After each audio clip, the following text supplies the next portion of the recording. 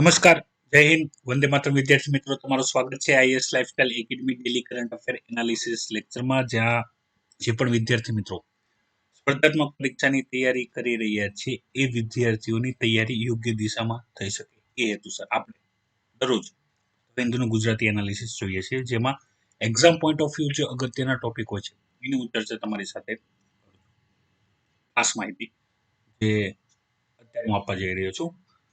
હું વારંવાર જણાવું છું વિદ્યાર્થી મિત્રો કે તમારે ધ હિન્દુ પીડીએફ ડાઉનલોડ કરવી હોય તો તમે ટેલિગ્રામ ચેનલ જોઈન કરી શકો છો. બરાબર, ટેલિગ્રામ ચેનલમાં એક લિંક પિન કરેલી છે વેબસાઇટની આપણી, તો એના ઉપર જઈને તમે ડાઉનલોડ કરી શકો છો. ટેલિગ્રામ ચેનલમાં પીડીએફ પ્રોવાઈડ કરવામાં આવતી નથી, લિંક પ્રોવાઈડ કરેલી છે, ઉપર પિન કરેલી છે.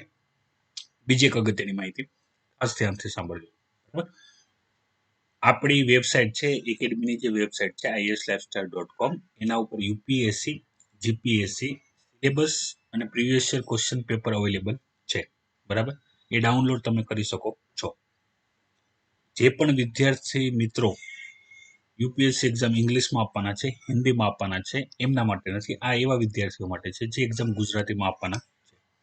ખાસ અગત્યની માહિતી કે યુપીએસસી એક્ઝામ તમે ગુજરાતીમાં આપવાના હો, બરાબર, મેન્સ એક્ઝામ, તો મેં તમને ઓલરેડી જણાવ્યું છે, ફરીથી એકવાર ડિટેલમાં તમને જણાવી દઉં છું. નવા વિદ્યાર્થીઓને કદાચ માહિતી નથી હોતી, જૂના વિદ્યાર્થીઓને મેં જાણ કરેલી હોય છે, બરાબર, કોઈના કોઈ માધ્યમથી. તો તમે જ્યારે મેન્સ એક્ઝામ ગુજરાતીમાં લખો છો ત્યારે તો નવ પેપર હોય, તો એની અંદર તમે ખાસ યાદ રાખજો, મેં તમને તમારી સાથે ડિટેલમાં ચર્ચા કરી છે કે એક ઇંગ્લિશ કમ્પલસરી પેપર સિવાયના બધા પેપર તમે ગુજરાતીમાં લખી શકો અને વારંવાર માહિતી આપો પણ છું. બીજી વસ્તુ, એની અંદર આપણે પેપર વાઇઝ વાત કરીએ તો જે પેપર 1 હશે લેંગ્વેજ પેપર, એ તમારું ગુજરાતીમાં આવશે. લેંગ્વેજ પેપર બી હશે જે કમ્પલસરી ઇંગ્લિશ લેંગ્વેજ છે, એ ઇંગ્લિશમાં આવશે.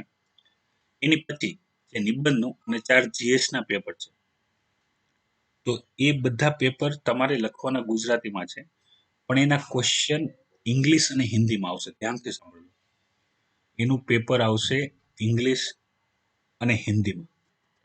ઇંગ્લિશ અને હિન્દી તમને જે પણ યોગ્ય લાગે એમાં વાંચવાનો છે, પછી તમારે એનો આન્સર લખવાનો છે. અને ઓપ્શનલ સબ્જેક્ટ તમારો જે પણ હોય એ Gujarat optional subject Gujarati literature તો એ ગુજરાતીમાં આવશે. તો યુપીએસસી મેન્સના ક્વેશ્ચન પેપર જે ગુજરાતી લેંગ્વેજ પેપર છે એ જ ગુજરાતીમાં હશે, બાકીના જે ક્વેશ્ચન પેપર છે એ ઇંગ્લિશ અને હિન્દીમાં હશે. બરાબર, એનું કોઈ પણ ગુજરાતી વર્ઝન શોધવાનું નથી. ખાસ યાદ રાખજો, એનું કોઈ પણ ગુજરાતી વર્ઝન શોધવાનું નથી. જે એઝ ઇટ ઇઝ ઇંગ્લિશ અને હિન્દીમાં છે એમાં ક્વેશ્ચન વાંચો, ક્વેશ્ચન સમજાય, અન્ડરસ્ટેન્ડ કરો અને આગળ વધો. બરાબર, એનું કોઈ ગુજરાતી વર્ઝન તમારે ગોતવાનું નથી. અને બાકી મેં તમને વાત કરેલી જ છે ઇન્ટરવ્યુને લઈને, તો ઇન્ટરવ્યુના અંદર તમે ગુજરાતીમાં આપી શકો છો, પણ મેં તમને જણાવેલું છે ગુજરાતીમાં આપવા કરતાં જો તમે ઇંગ્લિશમાં ફાવટ ના હોય તો તમે હિન્દીમાં પણ આપી શકો છો, પણ ગુજરાતીમાં એટલીસ્ટ ના આપતા. બરાબર, એનું પણ રીઝન શું છે કોઈક વખત ડિટેલમાં ડિસ્કશન કરશું, વધારે વિગતવાર ચર્ચા એની ડિટેલમાં કરશું. આશા રાખું છું અહીંયા તમને માહિતી આપી છે તો એમાં તમને ક્લિયર થઈ ગયું હશે. ઘણા બધા વિદ્યાર્થીઓના ડાઉટ હતા એ છે કે સર યુપીએસસીની જો પ્રિપરેશન આપણે ગુજરાતીમાં જો કરીએ તો આપણને બેનિફિટ શું મળે. બરાબર, તો આ ટોપિકની ડિટેલમાં ચર્ચા હું તમારી સાથે કરવાનો છું. તમને પણ આ ડાઉટ હોય તો તમે પણ વિડીયોની કોમેન્ટ બોક્સમાં કોમેન્ટ કરી શકો છો, તો એની પણ ડિટેલમાં ચર્ચા કરીશું. અને ખાસ યુપીએસસી કોર્સ રિલેટેડ ઇન્ફોર્મેશન તો મેં તમને આપેલી જ છે, તો જે પણ વિદ્યાર્થીઓ જોડાવા માંગતા હોય એ જોડાઈ શકે છે. શરૂઆત કરીએ આગળ ટોપિક વાઇઝ.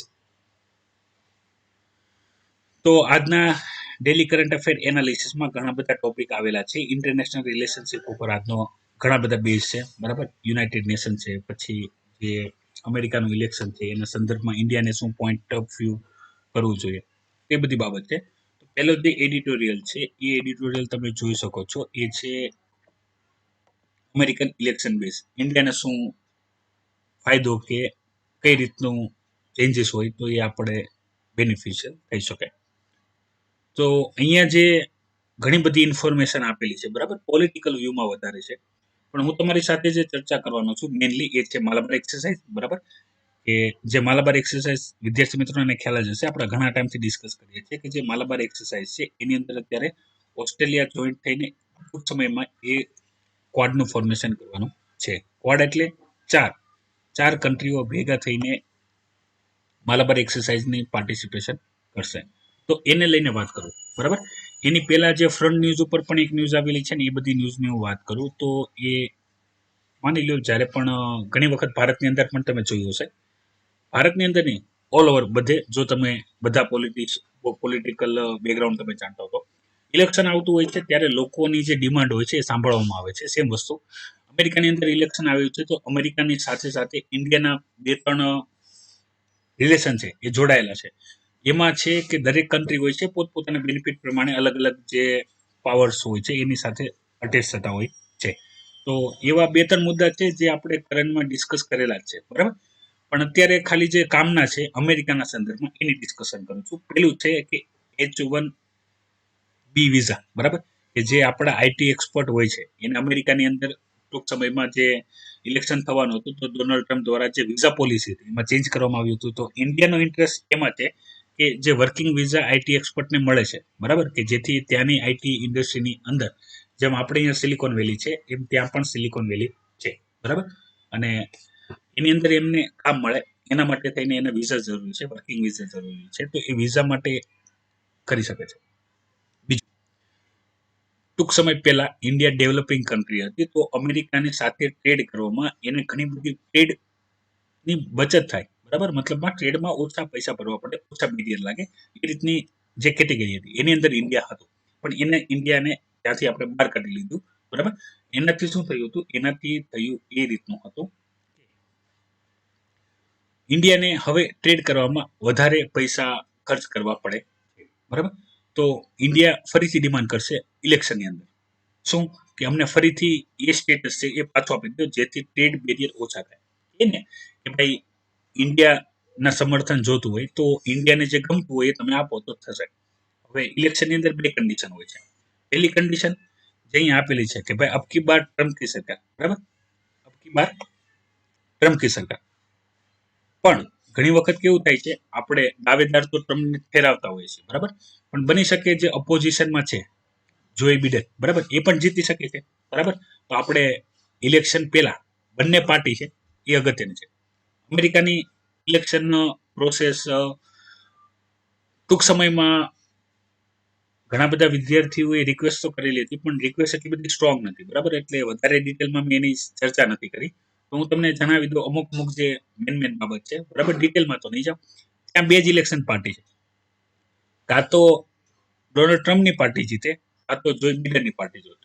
હવે જે પણ પાર્ટીના પ્રેસિડેન્ટ બને એના ને એના વાઇસ પ્રેસિડેન્ટ બને, બરાબર? અને વાઇસ પ્રેસિડેન્ટના અને પ્રેસિડેન્ટ એક જ પાર્ટીના બને એના પણ જે અમેન્ડમેન્ટ છે એ અમેરિકાની અંદર કરવામાં આવ્યા છે, જે ઘણી સારી વાત છે. અને બીજી વસ્તુ જે મને સૌથી વધારે અગત્યની ગમે છે એ છે એની ઇલેક્શન પ્રોસેસ, ખૂબ ગમે છે, બરાબર? ભારતમાં થાય તો ઘણું સારું. હું ઇલેક્શન પ્રોસેસની વાત નથી કરતો, હું એની જે ઇલેક્શન કરવાની જે પ્રોસેસ છે એની પાછળનો જે એમનો આધાર છે એ મને બહુ ગમે છે.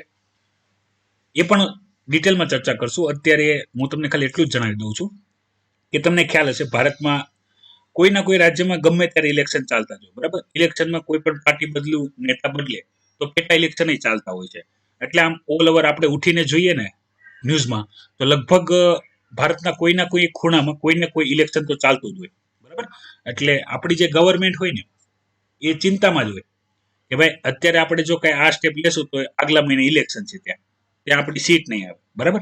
એટલે મેં ઘણી વખત કીધું છે કે 5 વર્ષના ગવર્મેન્ટના શાસનમાં 4 વર્ષ તો ગવર્મેન્ટ એ ચિંતામાં હોય કે આગલા વર્ષે આપણી ગવર્મેન્ટ આવશે કે નહીં આવશે, આપણે કામ કરવું કે ના કરવું, એવું કરવામાં 5 વર્ષ જતા રહે અને કરે કઈ નહીં, બરાબર? અને બની શકે કે સામેવાળી સરકાર આવી જાય અથવા એમની પાછી સરકાર આવે, એ રીતની કન્ડિશન. અમેરિકાની અંદર બહુ ઓર્ગેનાઇઝ મેનરમાં ઇલેક્શન થાય છે, બરાબર? તો ત્યાંના જે સિસ્ટમ છે, બરાબર, ત્યાં check and બેલેન્સીસ type proper system છે, સ્ટેટ વાઇઝ અને સેન્ટર વાઇઝ. સેન્ટરમાં જે અત્યારે આપણે આ પ્રેસિડેન્ટ ઇલેક્શન જોઈ રહ્યા છીએ તો એ 4 વર્ષે જ થશે, બરાબર? માની લ્યો ડોનાલ્ડ ટ્રમ્પ જે ફરીથી પ્રેસિડેન્ટ બને અને એને કંઈ પણ થાય બરાબર, અને એ પ્રેસિડેન્ટ ના બની શકે તો વાઇસ પ્રેસિડેન્ટ જ પ્રેસિડેન્ટ બની જાય. હવે વાઇસ પ્રેસિડેન્ટ નહીં પણ કંઈ પણ થાય, બરાબર, તો એની પછીના એક સિક્વન્સ છે એમાંથી પ્રેસિડેન્ટ બનશે, પણ ફરીથી ઇલેક્શન થશે. બીજી વસ્તુ, સ્ટેટના અને સેન્ટરના બંનેના જે ઇલેક્શન હોય છે એક સાથે જ અરેન્જ કરે, એટલે ઇલેક્શન દર બે વર્ષે થાય છે. પ્રેસિડેન્ટનું ઇલેક્શન દર 4 વર્ષે થાય અને બાકી દર બે વર્ષે થાય, બરાબર. આપણે જેમ અહીંયા રાજ્યસભા છે એમ ત્યાં સેનેટ છે, બરાબર. તો એ રીતના ઇલેક્શન થતા હોય છે, પણ સાથે જ થતા હોય છે, અલગ અલગ નહીં. એટલે શું થાય, એક જ ખર્ચામાં કામ પૂરું થઈ જાય. જેમ અત્યારે આપણે વાત કરવામાં આવે છે કે ભાઈ એવી રીતે અરેન્જમેન્ટ કરો કે લોકસભા અને રાજ્યની વિધાનસભા બંનેના ઇલેક્શન સાથે થાય તો ઇલેક્શન કોસ્ટ ઘટી જાય, બરાબર. એ રીતની વાત. હવે આપણે મૂળ મુદ્દા ઉપર આવીએ કે આપણે તો ધારીને બેઠા છીએ કે અબકી બાર ટ્રમ્પ સરકાર, બરાબર. તો જે હોસ્ટેલની અંદર આપણે મોદીજી ગયા હતા અને ટ્રમ્પજી આપણા અમદાવાદની અંદર આવ્યા હતા, બરાબર.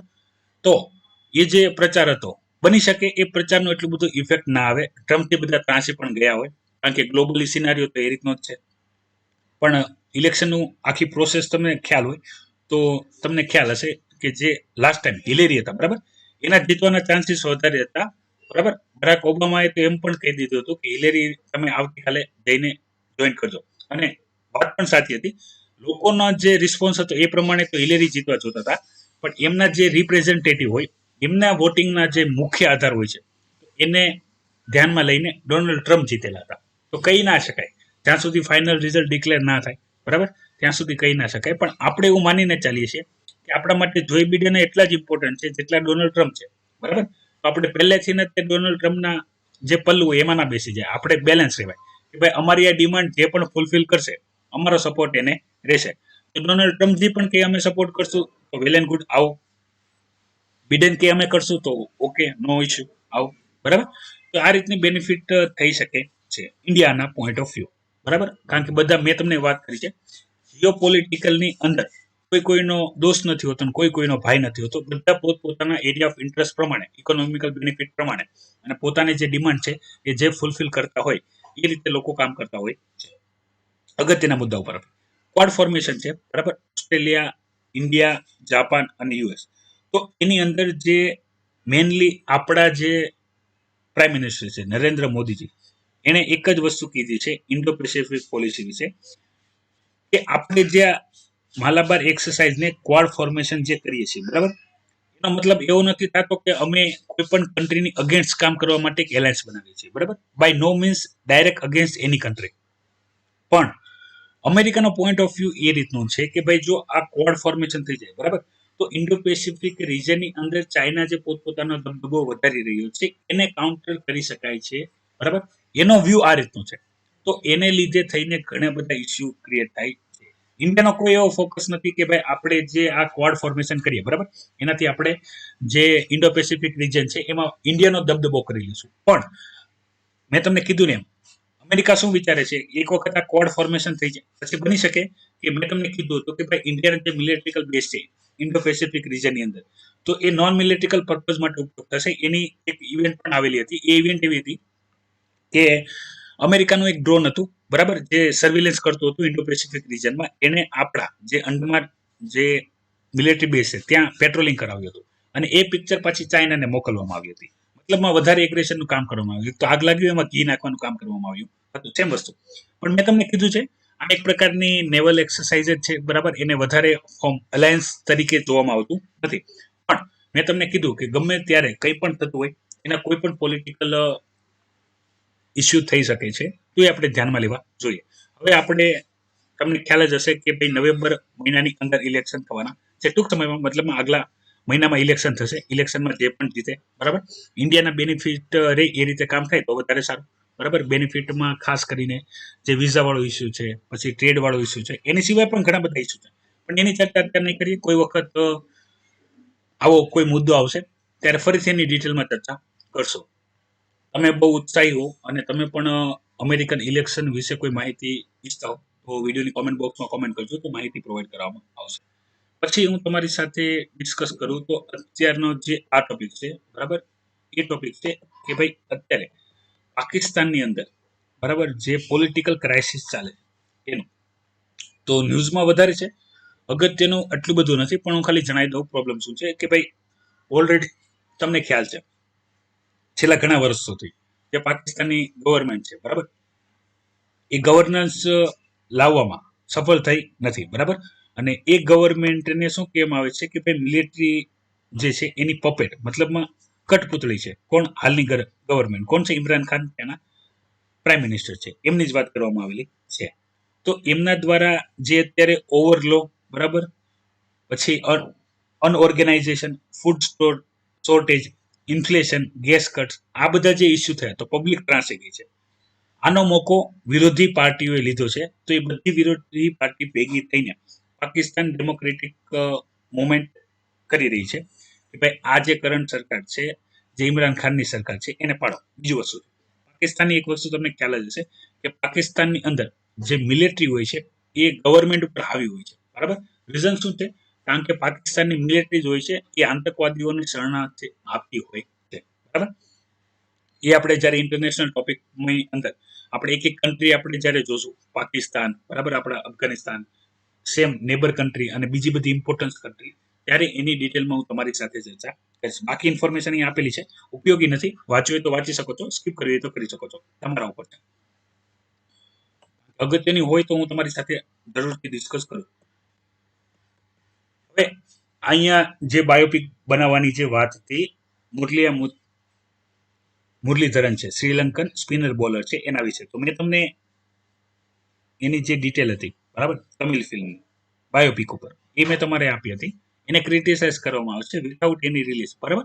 તો એની મેં ચર્ચા તમારી સાથે કરેલી છે. ઇમ્પોર્ટન્સ એટલી બધી નથી, તમને આઈડિયા હોવો જોઈએ, બરાબર. કોઈ પણ વસ્તુ ચાલતી હોય તો આઈડિયા હોવો જોઈએ. ઘણી વખત એવું થઈ જાય કે તમને કોઈ મેન્સમાં ક્વેશ્ચન પૂછાય, બરાબર, બાયોપિકને લઈને કે અમુક, તો આવી રીતના કોઈ એક્ઝામ્પલ તમને મગજમાં હોય તો તમે લખી શકો છો, કારણ કે વેલ નોન પર્સનાલિટી છે, બરાબર. તો એના એક્ઝામ્પલ તરીકે તમે લખી શકો છો. એટલે જાણકારી માટે જરૂરી છે. ક્યારેક કોઈ તમને પૂછે તો બની શકે તમારી જો હોબી ક્રિકેટ હોય તો ઇન્ટરવ્યુની અંદર પણ પૂછી શકે છે કે ભાઈ જે પણ થયું એની વિશે તમારું શું કેવું છે, XYZ, બરાબર. શ્રીલંકાની સાથે અટેચમેન્ટ કરીને ટોપિક આપેલો છે, એટલે પોલિટિકલ વધારે છે, બરાબર. પૂછવાના ચાન્સ બહુ ઓછા છે, પણ તમને આઈડિયા હોવો જોઈએ. જો તમારી હોબી ક્રિકેટ છે તો, અને તમે તમારા ડીએફમાં ડિટેલ એપ્લિકેશન ફોર્મની અંદર મેન્શન કરવાના હો તો ક્વેશ્ચન પૂછી શકાય. પછી ચર્ચા કરીએ હાલમાં જે ICMR છે, બરાબર, અને જે IIT ખડગપુર છે, તો એના દ્વારા જે એક ઇકોનોમિક અને ઇન્સ્ટન્ટ રિઝલ્ટ આપે, એક્યુરેસીને ધ્યાનમાં લઈને, બરાબર, અને એસિમ્ટમિક કેસને આઈડેન્ટિફાઈ કરી શકાય એની જે ટેકનોલોજી જે ડિટેક્ટ કરવામાં આવી છે, બરાબર, એને ઉપયોગ કમર્શિયલાઇઝ લઈને અહીંયા ઘણી બધી ઇન્ફોર્મેશન આપેલી છે. તો આ બધી જે મેં તમને વાત કરી, બરાબર, રેપિડ ટેસ્ટ, લો કોસ્ટ, બરાબર, સેન્સિટિવ, અને મેઇન વસ્તુ છે એક્યુરેસી. ઘણી વખત એવું થાય છે, મેં તમારી સાથે ડિટેલમાં ડિસ્કસ કરેલી છે, અહીં આપેલી પણ છે, જે RT-PCR છે, reverse transcription polymer chain reaction વાળી જે પ્રોસેસ, બરાબર, એ પ્રોસેસ તમને ખ્યાલ હશે કે ભાઈ જે જે કોરોના વાયરસના સેમ્પલ લેવામાં આવે છે એ RNA બેઝ વાયરસ છે, બરાબર. તો RNA નું પેલા DNA માં કન્વર્ટ કરવામાં આવે છે, પછી DNA ને એમ્પ્લિફાય કરવામાં આવે છે, એમ્પ્લિફાય કરીને પછી એમાં ડિટેક્ટ કરવામાં આવે છે. આ જે પ્રોસેસ છે લાંબી છે, ખર્ચાળ છે, અને એમાં એરર કોઈ પણ સ્ટેજમાં થઈ શકે છે, બરાબર. તો એક્યુરેટ નથી. સેમ વસ્તુ મેં તમારી સાથે વાત કરી હતી રેપિડ ટેસ્ટની, જેની અંદર એન્ટીબોડી ટેસ્ટ થાય છે. સેમ વસ્તુ તમને નોર્મલ શરદી ખાંસી ફ્લૂ પણ છે તો પણ એ કોરોના ટેસ્ટ પોઝિટિવ આવે.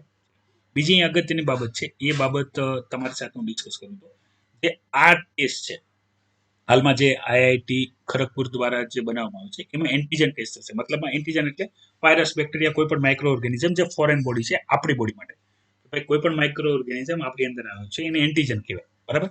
તો એ એન્ટીજનની ટેસ્ટ ઉપર ડિપેન્ડન્ટ છે, જે અગત્યનું છે કે ભાઈ એની અંદર કોરોના વાયરસ છે કે નહીં, બરાબર. એ વસ્તુ. બીજી વસ્તુ મેં તમારી સાથે વાત કરી હતી કે ભાઈ જે રેપિડ એન્ટીબોડી ટેસ્ટ છે એ તો બધે થઈ શકે છે, એની એક્યુરેસીને લઈને પણ ઘણા સવાલ ઉઠે છે, પણ છતાં અહીંયા જે એવું કહેવામાં આવે છે કે ભાઈ રૂરલ એરિયાની અંદર જો બીજો કોઈ ઓપ્શન હોઈ શકે RT-PCR સિવાયનો, તો એ આ ઓપ્શન છે. મેં તમારી સાથે ડિટેલમાં ચર્ચા કરી હતી. જે આ ડિટેક્શન મશીન છે, બરાબર, તો એનો કોસ્ટ ખાલી 5,000 રૂપિયા છે એક બોક્સનો, બરાબર, અને ગમે ત્યાં કેરી કરી શકાય છે એ રીતનું. મતલબમાં આપણે સમજી શકીએ કે ડબ્બો લઈને આપણે કઈ પણ જગ્યાએ જઈ શકાય છે. ઇલેક્ટ્રિસિટીનો પ્રોબ્લેમ હોય, ઇન્ફ્રાસ્ટ્રક્ચરનો પ્રોબ્લેમ હોય, જે લેબોરેટરીનો પ્રોબ્લેમ હોય, તો એ બધો જે પ્રોબ્લેમ છે એ આને કંઈ લાગતું નથી, બરાબર. એ સૌથી મોટો એડવાન્ટેજ છે. તો રૂરલ એરિયાની અંદર જ્યાં ડિમાન્ડ છે, જ્યાં જરૂર છે, ત્યાં આપણે આનો ટેસ્ટ કરી શકીએ છીએ. તો અગત્યનું છે. જોઈએ છે કેટલી જલ્દી કોમર્શિયલાઇઝ થાય, બરાબર, એના ઉપર કામ ચાલી રહ્યું છે, એ રીતની વાત કરવામાં આવેલી છે. ઓલરેડી આપણે ફેલુદા ટેસ્ટ છે, બરાબર, ફેલુદા કે ફાલુદા જે તમે કહેવા માંગતો હોય, સ્પેલિંગ યાદ રાખજો, FELUDA, બરાબર, ફેલુદા. અને એનું ફૂલ ફોર્મ પણ આપેલું છે, ફૂલ ફોર્મ પણ પૂછાઈ શકે છે. ઘણી વખત યુપીએસસી ભાવ થઈ જાય તો 2-3 ફૂલ ફોર્મ મૂકી દે અને કહી દે કે આમાંથી સાચું કયું છે, બરાબર, તો પ્રોબ્લેમ ક્રિએટ કરે જો પાકી ખબર ના હોય તો. પછી ફરીથી કોરોના વાયરસને લઈને જ ઇન્ફોર્મેશન આવેલું છે કે ભાઈ અત્યારે COVID-19 જે કેસ છે એ પીક ઉપર છે કે નહીં, બરાબર. તો કેવું મુશ્કેલ છે, કારણ કે ઓલરેડી મેં તમારી સાથે એક સાયન્સ ઇન ટેકની એક ઇન્ફોર્મેશન ડિટેલ કરી હતી ગયા રવિવારે. એ જ હતી કે ભાઈ જેને પણ કોરોના વાયરસ થઈ ગયો છે અને સારા થઈ ગયા છે, બરાબર, તો એને ફરીથી કોરોના વાયરસ થઈ શકે છે એવું જરૂરી નથી, ના થઈ શકે. એની સિવાય એસિમ્પ્ટોમિક લોકો વધારે છે, બરાબર. એસિમ્પ્ટોમિકને આઈડેન્ટિફાઈ કરવા માટે આપણે પણ ત્યારે જ એક ટોપિક ડિસ્કસ કર્યો હતો કે સ્મેલ ટેસ્ટ પણ એક ડેવલપ કરવામાં આવે, જેનાથી એસિમ્પ્ટોમિક પણ ડિટેક્ટ થઈ શકે છે. તો એ પણ અગત્યની ઇન્ફોર્મેશન મેં તમારી સાથે ડિસ્કસ કરી હતી. તો આ બધી જે ઇન્ફોર્મેશન છે, બરાબર, એ તમારે એનાલાઇઝ કરવી, કારણ કે કોરોના વાયરસને લઈને ઘણી બધી ઇન્ફોર્મેશન છે એ સતત ને સતત ન્યૂઝમાં આવતી રહેતી હોય. તો એક એક નામ લખતા જાઓ, બરાબર, નોટ્સ બનાવતા જાવ, રિવાઇઝ કરતા જાઓ કે એમાં શું છે તમારે યાદ રાખવાનું છે. બીજી આ ઇન્ફોર્મેશન છે, પિક્ચરમાંથી તમે જોઈ શકો છો. હાલમાં તમને ખ્યાલ હશે કે ભાઈ જે સીબીઆઈ છે, બરાબર, આપણે પોલિટિકલ છે, પણ હું તમને જે આપણે એક્ઝામની અંદર પોલિટી પૂછાય છે એ સંદર્ભમાં સમજાવું છું, બરાબર. આપણે કોઈ પણ વધારે જરૂરી નથી. પેલા આખું ઇન્સિડન્સ સમજાવવા પહેલા હું તમને ઇન્ટ્રોડક્શન આપી દઉં. સીબીઆઈ નું કંટ્રોલ છે એ સેન્ટર કરતું હોય છે, બરાબર, સેન્ટર બોડી કરતું હોય છે. સેન્ટરમાં જે પણ ગવર્મેન્ટ હોય એની આદેશ પ્રમાણે સીબીઆઈ કામ કરતું હોય છે, કંટ્રોલિંગ તેનું હોય છે. તો કેવું થાય છે, ઘણી વખત કોઈ પણ જે કેસ હોય છે જે સૌથી વધારે ચર્ચિતમાં હોય છે, તો એ સ્ટેટ દ્વારા કોઈ ડિમાન્ડ કરવામાં આવે, બરાબર, અથવા વધારે ચર્ચાની અંદર આવી જાય તો સેન્ટર દ્વારા ત્યાં સીબીઆઈ જાંચ આપણે કહીએ ને, તપાસ કરાવવામાં આવે. તો સીબીઆઈ સેન્ટર બોડી છે, બરાબર. બની શકે કે ભાઈ સ્ટેટ જે છે ત્યાં બીજી કોઈ ગવર્મેન્ટ હોય તો એને દબાવવા માટે અથવા એના ઉપર કંટ્રોલ કરવા માટે પણ આ ટૂલ્સનો ઉપયોગ કરવામાં આવે. હાલમાં તે આપણા પાડોશી રાજ્ય મહારાષ્ટ્ર દ્વારા એક જે બિલ છે, બરાબર, એ રીતનું પહેલેથી પાસ કરી દીધું કે beware of the state government, મતલબમાં સીબીઆઈ ને તપાસ કરવી હોય રાજ્યની અંદર, મહારાષ્ટ્ર રાજ્યની અંદર, તો પેલા પરમિશન લેવી પડશે. કોની? સ્ટેટ ગવર્મેન્ટની. જ્યાં સુધી સ્ટેટ ગવર્મેન્ટ પરમિશન આપશે નહીં ત્યાં સુધી તપાસ કરી શકશે નહીં, બરાબર. તો એને અત્યારે હાઇલાઇટ કર્યો છે કે ભાઈ કોઈ પણ તપાસની અંદર જો સેન્ટર સીબીઆઈ ને મોકલી આપે છે સ્ટેટમાં, એ સીધી આવીને ઇન્વેસ્ટિગેશન કરી શકશે નહીં, એને પહેલા સ્ટેટ પાસેથી ઓથોરિટી લેવી પડશે. કનેક્શન શું છે એ તમે સમજો કે આપણે સુશાંતસિંહ રાજપૂત વાળો જે કેસ હતો, બરાબર, એના ઉપર આ લાગુ પડશે નહીં, એ રીતના પ્રાવધાન પણ અંદર કરવામાં આવ્યા છે. પણ એની સિવાયના કોઈ પણ કેસ હશે તો એની અંદર સીબીઆઈએ તપાસ કરવા માટે, મહારાષ્ટ્રની અંદર તપાસ કરવા માટે સ્ટેટ ગવર્મેન્ટની પરમિશન લેવી પડશે. આવું એકલું મહારાષ્ટ્રમાં નથી, આની સિવાય આપણે પશ્ચિમ બંગાળ, બરાબર, વેસ્ટ બેંગાલની અંદર પણ આ રીતના પ્રાવધાન છે. અને બીજા એવા પણ અન્ય પણ રાજ્ય છે કે જ્યાં કેવું છે કે ભાઈ જ્યાં સેન્ટરની ગવર્મેન્ટ અલગ હોય અને સ્ટેટની ગવર્મેન્ટ અલગ હોય, તો આ પ્રકારના કોન્ફ્લિક્ટ થતા હોય. ટોપિક અગત્યનો રહે છે સ્ટેટ અને સેન્ટર રિલેશનશિપની અંદર, સ્ટેટ સેન્ટર રિલેશનશિપની અંદર.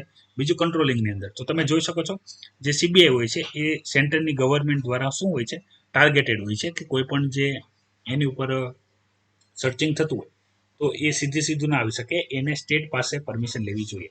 આખું પોલિટિકલ બહુ વધારે છે, બરાબર, પણ પોલિટિકલ આપણા કોઈ કામનું નથી, કારણ કે યુપીએસસી ની અંદર પોલિટી પૂછે છે, પોલિટિક્સ ને, બરાબર. હા, પોલિટિક્સની સાથે જોડાયેલા પોલિટીના ટોપિક પૂછાય તો એ મેં તમારી સાથે ચર્ચા કરી દીધી છે. તો આ રીતના પ્રાવધાન એવું નથી કે ભાઈ બીજા રાજ્ય નથી કરી શકતા, કરી શકે છે, પણ મેજોરિટી એવું જોવા મળે છે કે ભાઈ જે સેન્ટરમાં ગવર્મેન્ટ હોય, બરાબર, એ લગભગ મેક્સિમમ સ્ટેટમાં એ ગવર્મેન્ટ હોતી જ હોય છે. તો આ રીતના પ્રાવધાન કરવામાં આવતા નથી. પણ ટોટલ સેન્ટર કરતા પોઝિટ ગવર્મેન્ટ હોય તો ત્યાં આ રીતના પ્રાવધાન જોવા મળે છે. ખાસ યાદ રાખજો, ઘણી વખત એવું થાય છે ત્યારે સેન્ટર અને સ્ટેટનો કોઈ મુદ્દો સૌથી વધારે ચર્ચિત હોય ને એમાંથી પીએમ ક્વેશ્ચન આવી જાય છે, બરાબર. 2018 અને 2019 બંનેમાં આ રીતના ક્વેશ્ચન છે. હું તમને ડિટેલમાં ડિસ્કશન કરશું કોઈ વખત, બરાબર, ત્યારે હું તમને એ રીતના ક્વેશ્ચન જણાવીશ, ત્યારે હું તમને આ મુદ્દો યાદ અપાવીશ કે ભાઈ જે સીબીઆઈ છે હવે સ્ટેટની પરમિશન વગર સ્ટેટની અંદર ઇન્વેસ્ટિગેશન કરશે નહીં, સ્ટેટ અને સેન્ટરની બંનેની ગવર્મેન્ટ અલગ અલગ હોય ત્યારે. કારણ કે મહારાષ્ટ્રની અંદર શિવસેના ગવર્મેન્ટ છે અને સેન્ટરની અંદર એનડીએ ગવર્મેન્ટ છે. તો આગળ ચર્ચા કરીએ. હાલમાં જે યુનાઇટેડ નેશન છે એના 75 વર્ષ પૂરા થયા છે, બરાબર. તો સેલિબ્રેશનની વાત ચાલે છે. સેલિબ્રેશનની અંદર અહીંયા એક અગત્યની ટોપિક ડિસ્કસ કરેલા છે. એ ટોપિક એ રીતના છે, બરાબર. એ સમજવા માટે મારે તમને એક સ્ટોરીના ફોર્મમાં હું તમને ઘણી ઇન્ફોર્મેશન આપવા જઈ રહ્યો છું, બરાબર, સમજાય એટલા માટે. બાકી તમે વાંચશો તો તમને ખ્યાલ આવી જશે, પણ સમજાશે નહીં, લાંબો સમય યાદ રહેશે નહીં. એના માટે થઈને હું તમને સ્ટોરીના ફોર્મમાં ઇન્ફોર્મેશન આપું, જે તમને અગત્યની થશે અને ઉપયોગી પણ એટલી જ થશે. એ સમજો. અત્યારે હું તમને વાત કરું છું 1945 પછી, જે વર્લ્ડ વોર 2 છે એના પછી, બરાબર. તો એના પછી કન્ડિશન કઈ રીતની છે એ હું વાત કરું છું. માની લો કોઈ પણ આપણે પાવરફુલ નેશનની વાત કરીએ, બરાબર, મહાસત્તાઓની વાત કરીએ, તો મહાસત્તાના મુખ્ય આપણે નીડ જોઈએ તો એની બે નીડ હોય. એક તો ઇકોનોમિકલ, કે ભાઈ એનું ગ્રોથ થવો જ પડે, બરાબર, ખાસો ગ્રોથ થવો પડે. બીજું છે એનું એક્સપાન્શન, કે એનું સામ્રાજ્ય હોય એ વધુ જ પડે, બને એટલે જે પોતપોતાના આજુબાજુના જે અટેચ એરિયા હોય એ આપણે લઈ લેવા જોઈએ, બરાબર. આ રીતના જે બે કોન્સેપ્ટ ઉપર એ ફોલો કરતા હોય છે. તો એક કોન્સેપ્ટ છે જે મની અને એક્સપાન્શનનો, એ છે પાવરનો, અને બીજો છે પ્રિન્સિપલનો, કે ભાઈ હું કહું એ જ સાચું, બરાબર, મારો કક્કો જ સાચો, બરાબર, તમે કહો એ કંઈ સાચું નહીં. તો એ જે પાવર અને પ્રિન્સિપલની જે લડાઈ છે, તો એની અંદર કેવું થયું હતું કે ભાઈ યુનાઇટેડ નેશનના જો આપણે કાર્ય જોઈએ તો એનું કામ હતું કે ભાઈ શાંતિ અને સલામતી સ્થાપિત, બરાબર, કે ભાઈ કોઈ હવે વર્લ્ડ વોર 3 ના થાય એ રીતની કન્ડિશનને પ્રિપેર કરવી. તો મેં તમને કીધું એમ જે મહાસત્તાઓ હતી, જે પાવરફુલ હતી, બરાબર, તો એના પ્રિન્સિપલ અને પાવર અને એનું માન અને સન્માન જળવાઈ રહે, અને એ લોકો ના લડે, બરાબર. નાના નાના કન્ટ્રી તો લડવાના જ નથી, લડશે તો એટલી બધી નુકસાની થશે નહીં, પણ જો મહાસત્તાઓ લડશે તો વિશ્વયુદ્ધ ફરીથી થઈ શકે છે. તો એ કન્ડિશનની અંદર એ લોકો આપસમાં ના ઝઘડે, બરાબર, એટલે શું કરવામાં આવ્યું, એ લોકોને સત્તા આપી દેવામાં આવી, બરાબર. યુનાઇટેડ નેશનની અંદર 5 જે મહાસત્તાઓ હતી એને પાવર આપી દેવામાં આવ્યો, વીટો પાવર અને પરમાનન્ટ સીટનો. અને શું કહેવામાં આવ્યું કે ભાઈ જે વિશ્વ માટે જરૂરી હોય એ ડિસિઝન તમારે લેવાના છે. એ 5 કન્ટ્રી કઈ છે? ચાઇના, ફ્રાન્સ, રશિયા, યુકે અને યુએસ, બરાબર, જેને આપણે શોર્ટમાં P5 કન્ટ્રી કહીએ છીએ. યુનાઇટેડ નેશનની પરમાનન્ટ 5 કન્ટ્રી કે જે બધા ડિસિઝન લે છે, જેની પાસે વીટો પાવર. મેં તમારી સાથે એક ડિટેલમાં ચર્ચા એ પણ કરેલી છે કે એ પાંચેય કન્ટ્રીમાંથી જે પણ કન્ટ્રી જો એને કોઈ પણ બિલ કે કંઈ પણ ઠરાવ જો એના કોઈ ઇકોનોમિકલ અથવા જીઓ પોલિટિકલ મહત્વનો ના હોય તો એ લોકો પોતાનો વીટો પાવર કરીને એને અટકાવી દેતા હોય છે, બરાબર. પણ એના લીધે આપણે એનો નેગેટિવ તો છે, પણ પોઝિટિવ જોઈએ તો આ 5 મહાસત્તાઓને પાવર આપી દેવાથી હાલમાં જે કન્ડિશન છે, બરાબર, ચાલો આપણે કોલ્ડ વોર ચાલે છે, ટ્રેડ વોર ચાલે છે, એ બધું ચાલે છે, પણ કોઈ મોટી વોર થઈ નથી. એ સૌથી મહત્વનું છે. તો યુનાઇટેડ નેશનનું જે કામ હતું એ સફળ થઈ ગયું છે. પણ હાલમાં આપણે કોરોના વાયરસની જે મહામારી જોઈ તો એની અંદર જે P5 કન્ટ્રીએ જે ડિસિઝન લેવા જોઈએ તે એ ઇફેક્ટિવ હતા નહીં. તો એના લીધે શું થયું હતું, એના લીધે યુનાઇટેડ નેશનનું જે એસેન્શિયલ કામ હતું, એસેન્શિયલ જે ફિલ્ડ વર્ક હતું, કે જેનો આખા વિશ્વને ફાયદો પણ મળવો જોઈએ તો એ ના મળી શક્યો, બરાબર. તો એ સમયની અંદર અત્યારે શું ચર્ચા કરવામાં આવી કે ભાઈ જે યુનાઇટેડ નેશન છે તો એની અંદર શું કરવાની જરૂર છે, એની અંદર રિફોર્મ લાવવાની જરૂર છે. કારણ કે જે યુનાઇટેડ નેશન છે એ ઓવરડેટેડ થઈ ગયું છે, બરાબર. એની અંદર જો રિફોર્મ લાવવામાં આવે તો એની જે કાર્યક્ષમતા છે એ સારી રીતે થઈ શકે. સેમ વસ્તુ રિફોર્મની અંદર પણ મેં તમારી સાથે એક ઇન્ફોર્મેશન શેર કરી હતી. કઈ હતી કે ભાઈ G4 કન્ટ્રી, બરાબર. હવે G4 કન્ટ્રીમાં કેટલી કન્ટ્રી આવે છે એના નામ તમારે મને જણાવવાના છે. આપણે ઘણી વખત ડિસ્કસ કર્યા છે. એવી કન્ટ્રી કે જેનું પ્રેઝન્સ વધારે છે, જેનું ઇન્ફ્લુઅન્સ વધારે છે, જે ગ્લોબલી કામ કરે છે અને જેને બધા ઓળખે છે અને જે બધા માટે કામ કરે છે. કારણ કે આ 5 કન્ટ્રી જે છે એ પોતાના એડવાન્ટેજ, ઇકોનોમિકલ બેનિફિટ અને જીઓ પોલિટિકલ બેનિફિટથી બહાર હવે નીકળી શકતા નથી, બરાબર. તો એ ગ્લોબલી ડિસિઝન યોગ્ય રીતે લઈ શકતા નથી. અને એક વસ્તુ હતી કે ભાઈ જે એ લોકોની અંદર મેજોરિટી પ્રમાણે ડિસિઝન નતો લેવાનો. મતલબમાં કે ભાઈ 5 કન્ટ્રી છે તો કોઈ પણ નિર્ણયની અંદર જો 3 કન્ટ્રી પણ એગ્રી હોય તો એ થવું જોઈએ, એ નતું થતું. એ કન્ટ્રીને પણ પ્રોબ્લેમ હોય તો એ થઈ શકતો નતો, તો એ ના થવું જોઈએ. બીજી વસ્તુ કે જે પરમનન્ટ 5 કન્ટ્રી છે એ વધારવી જોઈએ, બરાબર. G4 કન્ટ્રી છે જે એના માટે દાવો કરે છે, એ કઈ છે તમારે મને જણાવવાનું છે. એને પરમનન્ટ સીટ આપવી જોઈએ. પછી વાત થઈ કે એને પરમનન્ટ સીટ આપી દો, પણ એને જે વીટો પાવર છે એ ના આપો. એ તો વાત થઈને વીટો પાવર પણ આપવાનો, પરમનન્ટ સીટનો ફાયદો શું? બીજી વસ્તુ કે એ લોકોએ કીધું સીટ વધારવી જોઈએ તો નોન પરમનન્ટ વધારી દો. તો જે કન્ટ્રીને પરમનન્ટ કે નોન પરમનન્ટ બંનેમાં સીટ નથી મળતી એ કન્ટ્રીને મળતી થઈ જાય, તો એનો કોઈ બેનિફિટ નથી, બરાબર. કારણ કે ઓલરેડી એ બધા મેમ્બર તો છે જ તે. જે પરમનન્ટ મેમ્બર માટે દાવો કરતો એ નોન પરમનન્ટ મેમ્બર તો હોવાના જ છે. તો સેમ વસ્તુ કે ભાઈ એક્સપાન્શન કરો plus permanent power with veto power અને મેજોરિટી પ્રમાણે ડિસિઝન લેવા માટે આગ્રહ રાખો. બરાબર, કોઈ પણ ડિસિઝન હોય, માની લો મેજોરિટી એટલે 50% પ્લસ 1, મતલબમાં 5 છે તો એના 50% કરીએ તો અડધી થાય. બરાબર, તો 3 કન્ટ્રી અગર એ ફ્લેવરમાં હોય તો એ પાસ થવું જોઈએ. 4 હોય તો થવું જ જોઈએ. એ વસ્તુ એકને પણ પ્રોબ્લેમ હોય તો અટકાવવું જોઈએ નહીં, જેથી ગ્લોબલી જે જરૂરી છે, જે વિશ્વની જે નીડ છે, અને જે નાની નાની કન્ટ્રી છે જેના પ્રોબ્લેમ જોવા પણ જરૂરી છે કે ભાઈ કોઈ પણ એક વસ્તુ યોગ્ય રીતે આગળ ના વધી જાય. બરાબર, બધો પાવર એની પાસે ના જતો રહે એ રીતનો. તો એનું એક એક્ઝામ્પલ આપણે ગઈકાલે જ મેં તમારી સાથે ડિસ્કસ કરેલું હતું. તમે જો ગઈકાલનો કરંટ અફેરનો એનાલિસિસ લેક્ચર જોયો હશે, તમે અમેરિકાની વાત કરી હતી કે ભાઈ અમેરિકા જે ઈરાન સાથે જે કર્યું એ પોતાના પાવર અને ઇન્ફ્લુઅન્સને સાબિત કરવા માટે કર્યું. હાલાકી એના રિઝલ્ટ ટોટલ અપોઝિટ આવ્યા. બરાબર, જે આપણે મિડલ ઇસ્ટ એશિયા છે, વેસ્ટ એશિયા વાળો જે આપણે ટોપિક જોયો, એની અંદર મેં તમારી સાથે આની ડિટેલમાં ડિસ્કશન કરી. અને આ કરવાનું કારણ એનું એ જ છે કે ભાઈ કોઈ પણ કન્ટ્રીને વધારે પ્રોબ્લેમ છે તો એ કન્ટ્રી પોતાનો મુદ્દો ઉપાડશે કે યુનાઇટેડ નેશનની અંદર. યુનાઇટેડ નેશનની અંદર જ તે પોતે પરમનન્ટ 5 કન્ટ્રીની અંદર છે. બરાબર, તો એને એમ જ લાગે છે કે ભાઈ અમારી એગેન્સ્ટ કંઈ પણ થઈ શકશે નહીં, પણ એ વહેમમાં હોય. બરાબર, એટલે એ વહેમ દૂર કરવા પણ ઘણી વખત જરૂરી હોય છે. આ રીતના જીઓ પોલિટિકલ મેં તમારી સાથે ઘણી વખત ડિસ્કશન કર્યા છે કે જીઓ પોલિટિકલ સમીકરણ છે એ ઘણી બધી વખત બદલાતા હોય છે.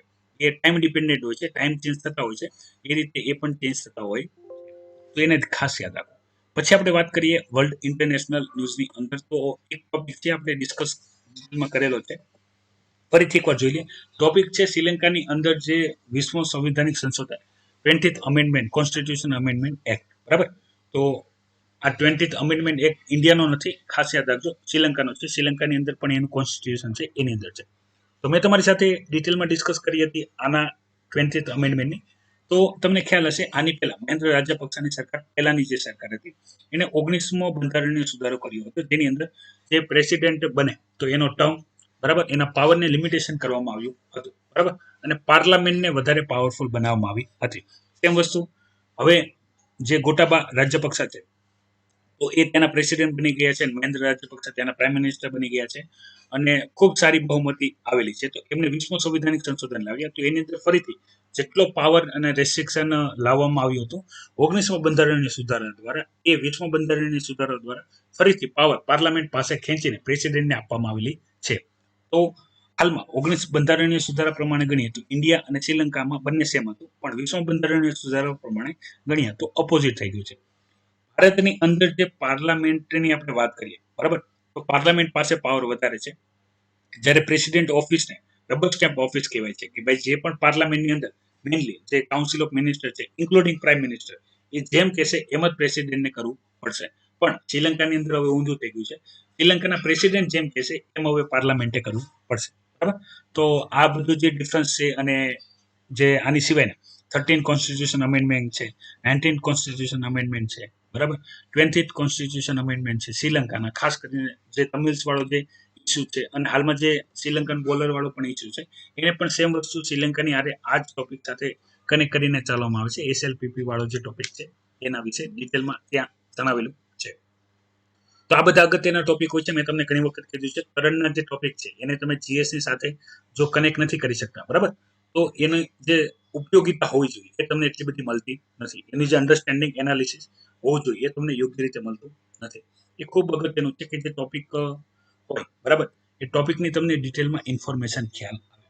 તો વિદ્યાર્થી મિત્રો, આ હતું આજનું daily current affair analysis lecture. બસ ખાસ તમારી એટેન્ડન્સ આપવાનું ભૂલતા નહીં. તમે ક્યાંથી છો, કોણ, બરાબર, અને તમારું નામ, present sir, thank you sir કરીને કોમેન્ટ કરજો એટલે ખ્યાલ આવશે.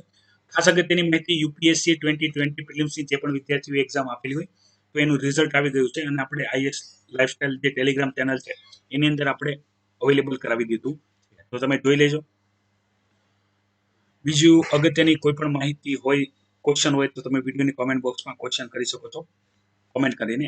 ખાસ માહિતી ગમે તો લાઈક કરજો, અન્ય વિદ્યાર્થીઓ સાથે આ માહિતીને શેર કરજો. તમે નવા છો તો અવશ્ય ચેનલને સબસ્ક્રાઇબ કરજો. ખાસ જે પણ વિદ્યાર્થી મિત્રો ઓનલાઈન યુપીએસસી કોર્સમાં જોઈન થવા માંગતા હોય, બરાબર, તો આ મહિને જોઈન થશો તો તમને ડિસ્કાઉન્ટનો બેનિફિટ મળશે, જે આગલા મહિને છે નહીં, બરાબર. અને બાકી બધી ઇન્ફોર્મેશન તમને ચેનલ ઉપર પ્રોવાઈડ કરવામાં આવશે, કઈ રીતે તમારે એપ્લિકેશનને ઓપરેટ કરવાની છે મેં તમારી સાથે ડિટેલમાં ડિસ્કશન તો કરેલી જ છે. એ વિદ્યાર્થીઓ જ એપ્લિકેશનનો ઉપયોગ કરી શકશે જે વિદ્યાર્થી મિત્રો ફીસ પે કરેલી હશે ઓનલાઈન યુપીએસસી કોર્સ માટે. બરાબર, બધા માટે એ નથી. બાકી આપણા જે daily current affair analysis lecture છે એ તમને રેગ્યુલરલી આ રીતે મળતા રહેશે. તો આ હતી અગત્યની તમામ ઇન્ફોર્મેશન જે જરૂરી હતી એ મેં તમારી સાથે ડિસ્કસ કરી લીધી છે. તો વધુ માહિતી માટે જોતા રહો IS lifestyle academy daily current affair analysis lecture. Jai Hind, Vande Mataram. તમે બધા કરો મજા અને મને આપો રજા.